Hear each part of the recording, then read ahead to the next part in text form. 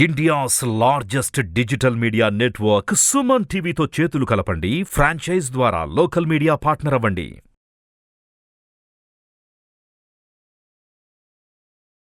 నమస్కారం, సుమన్ టీవీకి స్వాగతం. 2024 ద్వాదశ రాశుల వారికి ఏ రకంగా ఉండబోతుంది, ఏ రాశి వారు ఎటువంటి పరిహారాన్ని పాటించుకోవాల్సి ఉంటుంది, ఏ దైవాన్ని ఆరాధించుకుంటే శుభ ఫలితాలు పొందుతారు, ఈ అంశాన్ని తెలియజేసేందుకు మనతో పాటు ఉన్నారు ప్రముఖ జ్యోతిష్యులు రవి శంకర్ వంగర గారు. గురుగారు నమస్కారం అండి. నమస్కారం అండి.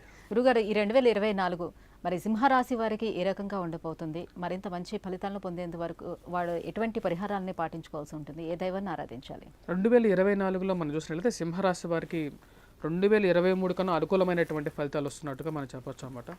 ఎందుకంటే లాస్ట్ ఇయర్ మనం చూసినట్లయితే సప్తమంలో వచ్చేటప్పటికి ఈ యొక్క రాశి వారికి మనం చూసినట్లయితే సప్తమంలో శని సంచారం అనేది జరుగుతుంది.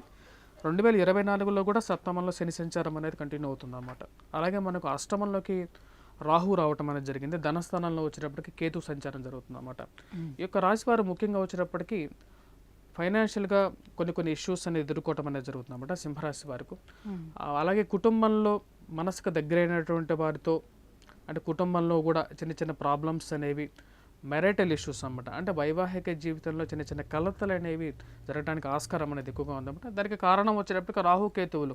ధనస్థానంలో వచ్చేటప్పటికి కేతువు, అష్టమంలో వచ్చేటప్పటికి ఈ రాశి వారికి రాహు ఉన్నాడు అన్నమాట. భాగ్యస్థానంలో గురువు మంచి స్థానంలో ఉన్నాడు అన్నమాట. గురువు కొన్ని స్థానాల్లోనే యోగిస్తాడనమాట. కానీ రాహుతో కలిసినటువంటి గురువు వచ్చేటప్పటికి అంత యోగ్యాన్ని ఇవ్వలేదు. కానీ ఈ సంవత్సరం గురువు 2024 మే వరకు అనుకూలమైనటువంటి స్థితిలో ఉన్నాడు అన్నమాట. ఎందుకంటే భాగ్యస్థానంలో గురువు కొన్ని స్థానాల్లోనే యోగిస్తాడు అన్నమాట. ధనస్థానంలో, పంచమాల్లో, భాగ్యస్థానంలోనే యోగిస్తాడు. అలాగే లాభస్థానంలో యోగిస్తాడు అన్నమాట. ఇప్పుడు భాగ్యస్థానంలో ఉన్న గురువు వచ్చేటప్పటికి యోగకారకుడు అన్నమాట. విద్యార్థులకు అనుకూలమైనటువంటి ఫలితాన్ని ఇవ్వగలుగుతాడు. అలాగే పుస్తకాల హోల్సేల్ డీలర్స్ కానీ లేకుండా ఉంటే షాప్స్లో పనిచేసేటువంటి వారు, ఆ యొక్క సంబంధితమైనటువంటి షాప్స్లో పనిచేసే వారికి కూడా అనుకూలమైనటువంటి ఫలితాలు ఇవ్వగలుగుతాడు అన్నమాట. కొత్తగా వ్యాపారం ఎవరైతే ప్రారంభించాలనుకుంటారో వారికి కూడా అనుకూలమైనటువంటి ఫలితాలు ఇవ్వగలుగుతాడు. మరియు ఇక రాశి వారికి వచ్చేటప్పటికి సప్తమంలో శని సంచారం అనేది జరుగుతుందన్నమాట. శని యొక్క దృష్టి వచ్చేటప్పటికి రాశి మీద ఎక్కువగా ప్రభావితం చూపించబోతున్నది అన్నమాట. తద్వారా వచ్చేటప్పటికి ఆరోగ్య సమస్యలు అనేవి ఎదురవడానికి ఆస్కారం అనేది ఎక్కువగా ఉంది. అలాగే ఈ యొక్క రాశి వారికి వచ్చేటప్పటికి యోగ్యకారకునైనటువంటి గురువు యొక్క సంచారం ఎప్పుడైతే ఈ రాశి వారికి ఉన్నటువంటి స్థానం ఏదైతే ఉందో భాగ్యస్థానం నుంచి రాజ్యస్థానంలోకి మే 1వ తారీఖున స్టార్ట్ అవుతుంది అన్నమాట. మే 1వ తారీఖున స్టార్ట్ అయినప్పుడు ఉద్యోగ పరంగా అనుకూలత అనేది, ఉద్యోగం పరంగా మార్పు చేర్పులు అనేవి జరుగుతాయి అన్నమాట. అంటే ఉన్న స్థానం నుంచి కొత్త ఉద్యోగంలోకి మారటం కానీ లేకపోతే ఉద్యోగ పరంగా ఒక ప్రమోషన్స్ తీసుకోవడం కానీ అనుకూలంగా ఉంటుంది. ఈ యొక్క సంవత్సరంలో మనం చెప్పాలంటే 2024లో గురువు వృశ్చిక అంటే శని యొక్క కుజుడి యొక్క స్థానమైనటువంటి మేషంలో సంచారం చేస్తున్నాడు. ఈ మేషంలో సంచారం చేస్తున్నటువంటి కుజుడి కన్నా వృషభంలో సంచారం చేయబోతున్నటువంటి గురువు చాలా యోగ్యకారకుడు అన్నమాట. తద్వారా వచ్చేటప్పటికి వృషభంలోకి ఎప్పుడైతే మే 1వ తారీఖున గురువు సంచారం జరుగుతుందో ఆ యొక్క టైంలో వృత్తిపరంగా వీరికి చాలా అనుకూలంగా ఉంటుంది. ఫైనాన్షియల్గా కూడా కొంచెం సపోర్ట్ అనేది పొందగలుగుతారన్నమాట వీరికి యొక్క రాశి వారికి. సో మిగతా గ్రహాలు ప్రతికూలత ఎలా ఉందో చెప్పారు. అనుకూలమైనటువంటి గ్రహాల వల్ల ఎలాంటి లాభాలను పొందుతారు, అలాగే ఎటువంటి పరిహారాలను కూడా వీళ్ళు పాటించాలి ప్రతికూల గ్రహాల కోసం? ఓకే, ఈ యొక్క రాశి వారిని మనం గమనించినట్లయితే సింహరాశి వారికి వచ్చేటప్పటికి సంవత్సర ప్రథమార్థంలో అంటే 2024 మే వరకు వచ్చేటప్పటికి కొంచెం అనుకూలమైనటువంటి ఫలితాలు ఎక్కువగా ఉన్నాయన్నమాట. ఎందుకంటే రాహుకేతుల యొక్క మార్పు జరిగినప్పుడు రాహు యొక్క ప్రభావం అనేది ఈ యొక్క రాశి వారి మీద ఎక్కువ తగ్గింది అన్నమాట. కంపారేటివ్గా చెప్పాలంటే ఫైనాన్షియల్గా వచ్చినప్పటికీ కొన్ని ఇబ్బందులు అనేవి వీరి మీద ఉంటాయన్నమాట. అనుకూలమైనటువంటి గ్రహస్థితి అనేది వీరికి ఫస్ట్ హాఫ్లోనే ఎక్కువగా ఉంటుందన్నమాట. అంటే 2024 జూన్ వరకు ఎక్కువగా అనుకూలమైనటువంటి ఫలితాలు పొందగలుగుతారన్నమాట.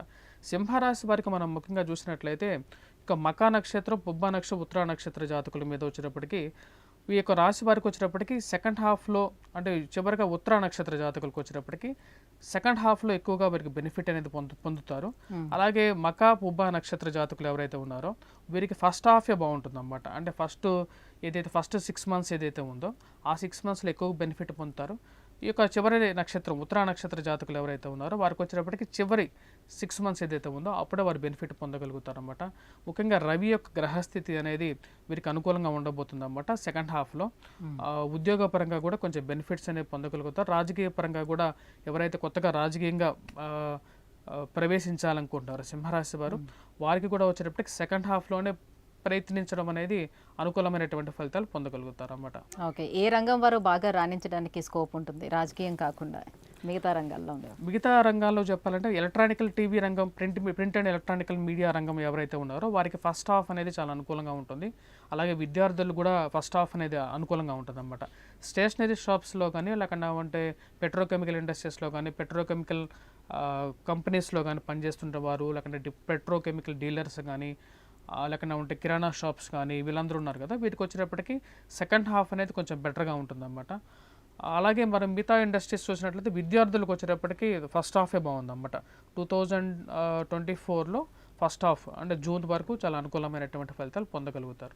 అలాగే ఎలక్ట్రానికల్ రంగం, మీడియాలో ముఖ్యంగా మీడియా రంగం అన్నమాట, మీడియా రంగానికి కూడా ఫస్ట్ హాఫ్ అనేది బెటర్గా ఉంటుంది అన్నమాట. కంపేర్ టు మంచి రిజల్ట్స్ వస్తాయి. సో మరింత అనుకూలమైన ఫలితాలను పొందేందుకు ఏ దైవాన్ని ఆరాధించాలి, ఎలాంటి పరిహారాలను వెళ్ళి పాటించుకోవాలి? ఓకే, ఈ రాశి వారిని మనం చూసినట్లయితే ధనస్థానంలో ఉన్నటువంటి కేతు వచ్చేటప్పటికి అంత యోగకరకమైనటువంటి స్థానంలో లేడం అన్నమాట. ముఖ్యంగా ఫైనాన్షియల్గా వచ్చేటప్పటికి కొన్ని అప్ అండ్ డౌన్స్ అనేవి ఎక్కువగా జరగడానికి ఆస్కారం ఉంది కాబట్టి వినాయకుడిని ఎక్కువగా పూజించాలి ఈ యొక్క రాశి వారు. అలాగే అష్టమంలో సంచరిస్తున్నటువంటి రాహువు కూడా వైవాహిక జీవితంలో కొద్ది కష్ట నష్టాలకు గురి చేస్తాడు కాబట్టి ఈ యొక్క రాశి వారు దుర్గాదేవిని ఎక్కువగా ఆరాధించాల్సినటువంటి పరిస్థితి అన్నమాట. సప్తమంలో ఉన్నటువంటి శని వచ్చేటప్పటికి వైవాహిక జీవితంలో కలతలను కలిగించే విధంగా ఉంటాడు. ప్రేమ సంబంధితమైన వ్యవహారాలు కానీ, లివింగ్ రిలేషన్షిప్స్లో కూడా ఈ యొక్క రాశి వారికి కొన్ని కష్ట నష్టాలను కలిగిస్తాడు కాబట్టి శని యొక్క ఆరాధన అనేది చేయాలన్నమాట. వెంకటేశ్వర స్వామి ఆరాధన చేసుకున్నట్లయితే ఈ యొక్క రాశి వారికి అనుకూలమైనటువంటి ఫలితం పొందగలుగుతారు అన్నమాట. సో ఏ స్టోన్, అలాగే ఎటువంటి కలర్ వీళ్ళకి కలిసి వచ్చే అవకాశం ఉంటుంది? ఈ యొక్క రాశి వారికి మనం గమనించినట్లయితే వీరు ముఖ్యంగా ధరించాల్సింది వచ్చేటప్పటికి ఫైనాన్షియల్ రిలేటెడ్గా ఇష్యూస్ ఎవరైతే ఎక్కువగా ఫేస్ చేస్తున్నారో, కుటుంబ సంబంధితమైనటువంటి ఇష్యూస్ ఎవరైతే ఫేస్ చేస్తున్నారో వీరు బ్లాక్ సాఫైర్ని ఎక్కువగా ధరించాలన్నమాట. అంటే కాకినీలం అంటారు, కాకినీలాన్ని ధరించాలి. అలాగే వెంకటేశ్వర స్వామి ఆరాధన కూడా చేయాలి. అలాగే కేతువు యొక్క ఆరాధన కూడా చేసుకున్నట్లయితే, వినాయకుడిని పూజించినట్లయితే గ్రానైట్ స్టోన్ అంటారు అన్నమాట, క్యాట్స్ ఐ అంటారు, 3 to 5 క్యారెట్స్ ధరించినట్లయితే అనుకూలంగా ఉంటుంది. అలాగే మనం రాహువు కూడా సరైన స్థానంలో లేడన్నమాట ఇక రాశి వారికి చెప్పాలంటే. సో గోమేధికాన్ని ధరించాలన్నమాట. గోమేధికాన్ని ధరించినట్లయితే అనుకూలమైనటువంటి ఫలితం పొందగలుగుతారు. దుర్గాదేవి యొక్క ఉపాసన కూడా చేయాలన్నమాట. రాహుగ్రహం బాలేదు కాబట్టి దుర్గాదేవిని పూజించాలి. సింపుల్ రెమెడీ అన్నమాట. వారు చేసుకున్నట్లయితే అనుకూలమైనటువంటి ఫలితాలు పొందగలుగుతారు. సో 2024లో సింహరాశి వారికి ఎలా ఉండబోతుంది, ఎటువంటి పరిహారాలను పాటిస్తే మంచి ఫలితాలను పొందేందుకు అవకాశం ఉంటుందో తెలియజేసినందుకు ధన్యవాదాలు.